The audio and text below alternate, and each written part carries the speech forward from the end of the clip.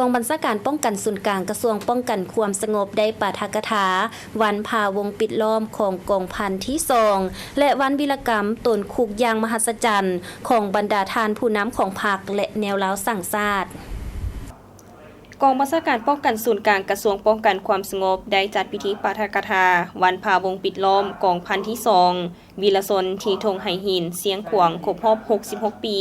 และวีรกรรมตนคุกยางมหัศจรรย์ของบรรดาผู้นำของพรรคและแนวราวหักชาติครบรอบ65ปีซึ่งได้จัดขึ้นในวันที่5มิถุนายนปี2025นี้โดยการเป็นประธานและปาฐกถาของทานพันเอกศูนย์เพ็งสินทวรรองหัวหน้ากองบัญชาการป้องกันศูนย์กลาง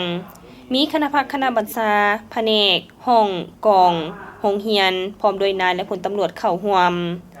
ทานพันเอกศูนย์เพ็งสินทวรได้เผยแพร่เอกสารวันพาวงปิดล้อมของกองพันที่2และวีรกรรมตนคุกอย่างมหัศจรรย์ของบรรดาทานผู้นำและแนวราวหักชาติโดยให้ฮู้ว่าการพาวงปิดล้อมกองพันที่2ในวันที่18พฤษภาคมปี1959แม้นไซสนะอันใหญ่หลวงของกำลังประกอบอาวุธภายใต้การนำพาของพรรคเป็นเหตุการณ์ประวัติศาสตร์อันสำคัญของชาติของกองทัพและเป็นบทเรียนอันล้ำค่าที่สุดให้แก่ขบวนการต่อสู้ในการญาติเอาไซสนะในระยะต่อมาซึ่งแสดงให้เห็นมูลเสื้อต่อสู้บ่ยอมจำนนของบรรพบุรุษและประชาชนลาวผู้รักชาติที่สามารถทับม้างกลอุบายของพวกจักรพรรดิและลูกแรงตีนมือที่หวังดับมอดกำลังปฏิวัติให้ดับสูญและยังแสดงให้เห็นถึงความบริสุทธิ์ผุดพองความจงรักภักดีความสามัคคีเป็นจิตหนึ่งใจเดียวความอดทนมั่นเหนียวบ่คอนแค้นต่อการนาบคูหลอกลวงของกลุ่มคนบ่ดีมีน้ำใจสู่หบพิละอาจหารและมีไหวพริบกองพันที่2ได้กลายเป็นแวนเยงเป็นการปลุกระดมอันแห่งกล้าให้แก่ขบวนการปฏิวัติเพื่อตีเอาชนะพวกจักรพรรดิและลูกแรงตีนมือ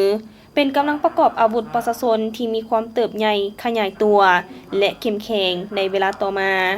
พร้อมเดียวกันนั้นท่านยังให้ฮู้ตื่มอีกว่าวีรกรรมตนคุกอย่างมหัศจรรย์ของบรรดาท่านผู้นำและแนวลาวหักชาติเป็นอีกวันหนึ่งที่มีความหมายความสำคัญทางด้านประวัติศาสตร์เป็นวันแห่งไซสนะและขีดหมายสำคัญของขบวนการต่อสู้กู้ชาติซึ่งบรรดาท่านผู้นำทาง16ท่านและแนวลาวหักชาติสามารถแหกคุกที่มีการป้องกันอย่างแน่นหนาในวันที่24พฤษภาคมปี1960การแหกคุกที่เต็มไปด้วยความยุ่งยากลำบากและละเอียดละเอียวมันแสดงให้เห็นถึงการนำพาของบรรดาผู้นำที่มีจิตใจหักชาติอันแห่งกล้ามีความกล้าหาญตัดสินใจต่อสู้ยอมเสียสละมีความปีศาจสามารถค้นคว้าศึกษาอบรมการเมืองแนวคิดตลอดมา